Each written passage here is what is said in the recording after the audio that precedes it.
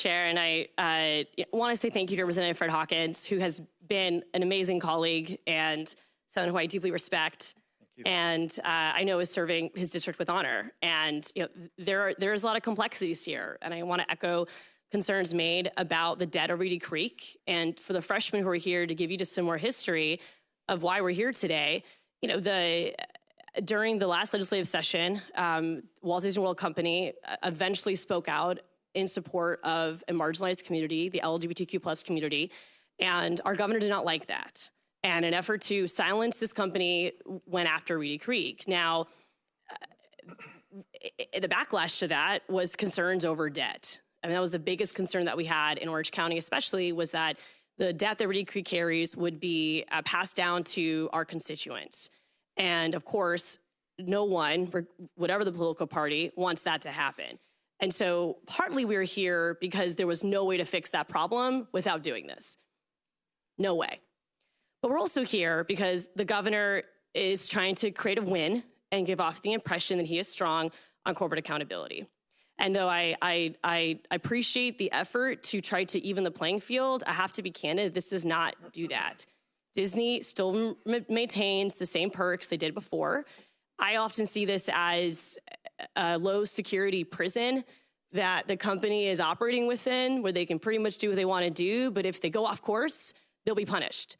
And when you have one official, the governor, appoint board members, it's not designed to be balanced. It's designed to pursue what his political motivations and values are, and it does not reflect the region's values at all. I mean, Orange County did not vote for Governor Ron DeSantis, and the fact that we're not allowing for local representation on this board, it's just bad government. We should ensure that there is representation from the locals so that we have a voice and that we're not just leaning towards one individual and a rubber stamp by the supermajority Senate, but that we're actually creating a structure that reflects the needs and the diversity of our Central Florida communities.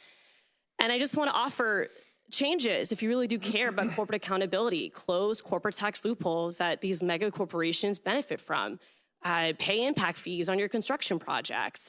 There are so many changes we could make, but again, that wasn't the goal here. And I'd be remiss if I didn't mention that other theme parks have special districts too.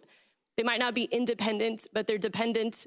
They take from the local property taxes. They do exist. And so if we really want to clean up shop and set a standard, we have the policies to do that. I have filed the amendments and the bills to do that, but I'm sad to say that that's not what this is.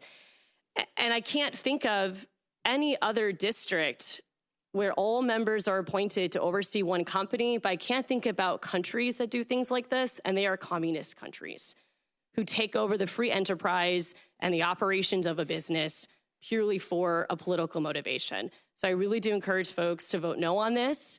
I'm hopeful that perhaps we can change the makeup of the board between now and the floor.